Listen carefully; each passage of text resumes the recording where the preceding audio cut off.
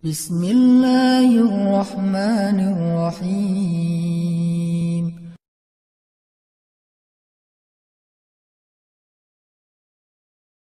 Teman-teman sekalian yang dirahmati Allah Subhanahu wa taala, yang semoga selalu dijaga hatinya oleh Allah Subhanahu wa taala agar selalu thiqah billah, agar selalu percaya dan yakin kepada Allah Subhanahu wa taala.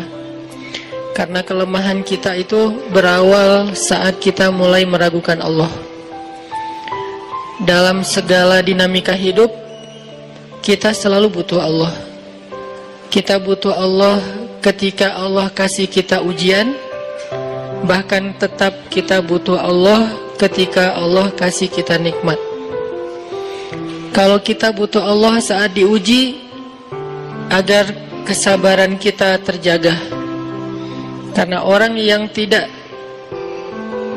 ditemani atau dibersamai oleh Allah Subhanahu wa taala ketika dia sedang diuji, maka dia akan mudah untuk berkeluh kesah, bahkan berputus asa.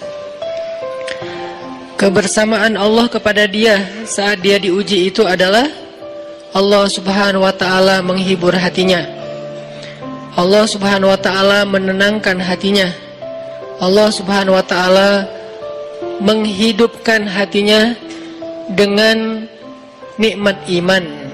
Ala bidzikrillahi tatmainnul qulub.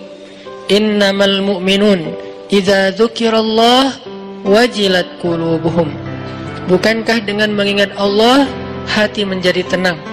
Dan orang yang beriman apabila diingatkan dengan nama Allah, disebut nama Allah, maka hatinya akan bergetar. Ini bentuk Allah membersamai hambanya ketika dia dalam keadaan diuji. Allah menghiburnya dengan kalimat, alam yajidka yatiman fa'awa wa wajadaka dhallan fahada wa wajadaka ailan fa'aghna. Allah menghiburnya dengan kalimat, inna a'tainakal kautsar. Allah menghiburnya dengan kalimat, kalla saya'lamun summa kalla saya'lamun. Allah menghiburnya dengan kalimat, la tahzan innallaha ma'ana. Ini adalah ketika Allah membersamai seorang hamba saat dia dalam keadaan diuji.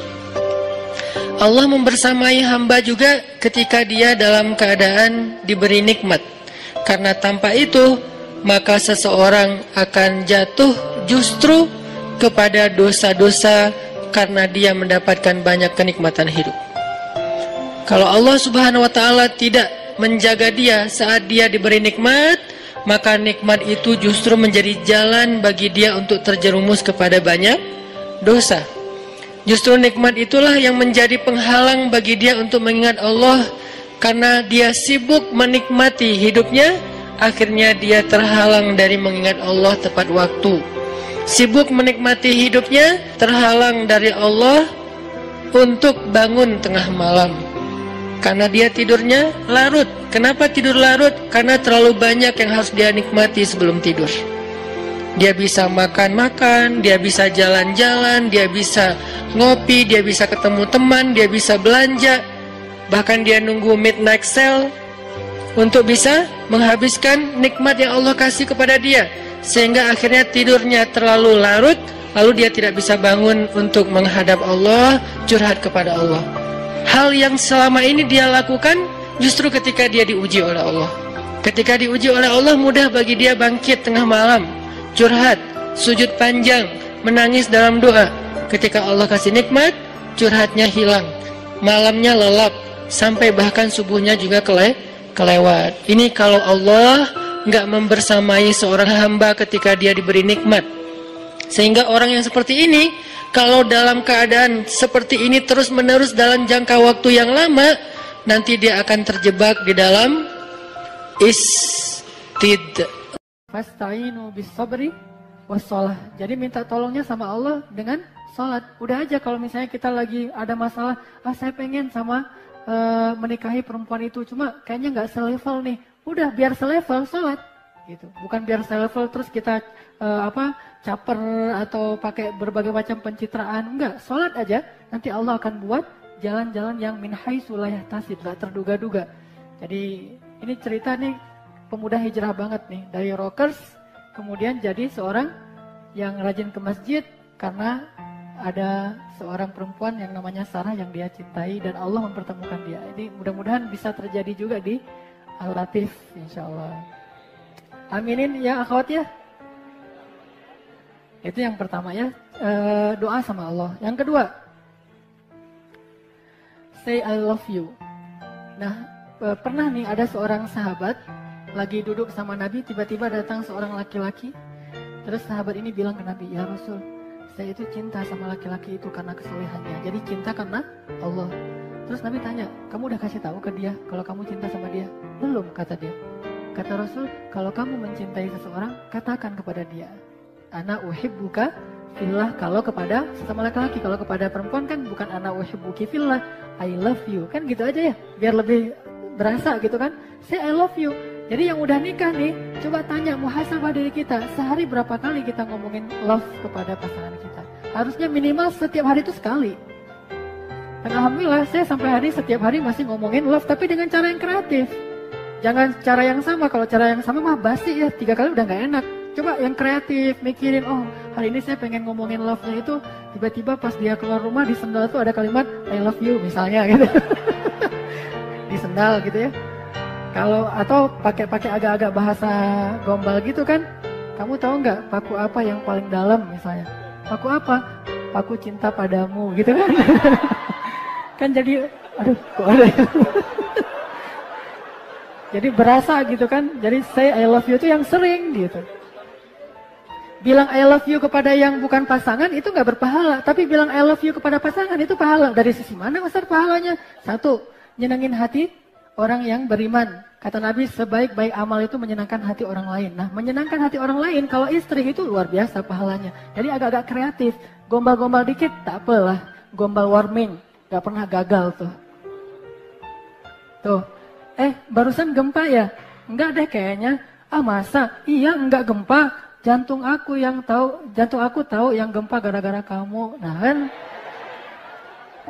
Jadi gombal warming itu nggak pernah gagal menurut saya. Saya alhamdulillah beberapa kali ngegombal berhasil gitu. Selalu bisa buat ceweknya berbunga-bunga dan itu nyenangin hati dia dan bertambah cinta kita. Jadi gombal aja deh. Tapi gombalnya tuh yang tulus. Karena ada gombal yang benar-benar lebay, tapi ada gombal yang tulus. Kalau gombal yang tulus tuh kita perhatiin dulu. Kayak saya pas lagi jalan sama istri saya di toko buku. Saya duduk aja dari jauh perhatiin. Pas udah nanti ketemu dia, kenapa ya aku kok pas di toko buku tadi nggak nyaman banget? Kenapa? Sakit ya? Kata dia gitu kan gitu ya. Enggak, soalnya aku ngerasain jantung aku tuh nggak ada di dalam. Soalnya lagi jalan-jalan nyari-nyari buku kamu gitu kan. Itu kan terasa, wah ya gimana gitu. Ya Andre Taulani gitu deh. Tapi saya nggak ngelihat Andre Taulaninya ya, emang spontan aja keluar. Pertama memang dulu ada bakat sastra dikit, ditambah lagi berbunga-bunga, katain aja. Insya Allah itu akan membuat suasana hidup kita tuh jauh lebih nyaman. Dan Nabi itu ngegombal dengan Aisyah, cuma gombalnya Nabi dengan Aisyah itu bentuknya beda. Karena emang Rasulullah gombalnya Nabi ke Aisyah misalnya, ini gombal dalam makna positif ya. Nabi manggil Aisyah, ya Humaira, hai perempuan yang wajahnya merah-merah gitu kan, itu gombal banget. Terus ya Aish, atau kalau kata orang Sunda apa? Ya Ais, kan itu ya Aish itu yang cantiknya itu luar dalam gitu. Jadi bahasa-bahasa gombal warming ini harus jadi dilatih dari sekarang nih latihannya. Tapi latihannya sendiri dulu di cermin. Kira-kira saya kalau lagi gombal di cermin kelihatan nggak kalau saya bohong gitu? Jadi biar bagus nanti pas sudah nikah. Itu bagus banget, luar biasa kalau kita bisa ngucapin I love you kepada pasangan kita setiap hari lewat SMS. Tapi yang luar biasa juga tuh bisa lewat bunga. Kenapa? Kata para ulama, bunga bagi perempuan adalah sihir. Bunga untuk perempuan itu adalah sihir. Hampir tidak ada perempuan yang gak suka bunga. Jadi kalau kalian pengen nyihir cewek, pakai bunga. Tapi cewek yang dimaksud di sini adalah istri. Jadi kasih bunga. Saya pernah tuh agak-agak lucu sih. Saya bawa pulang bunga mawar pas lewat di Unpad tuh lagi banyak jualan bunga tuh, saya beli. Pas saya bawa pulang ke rumah, memang timingnya nggak jelas sih. Timingnya pas istri saya lagi pindahan rumah, ngasih bunga, coba bayangin tuh. lagi pindahan rumah, ada bunga nih di jalan, beli deh.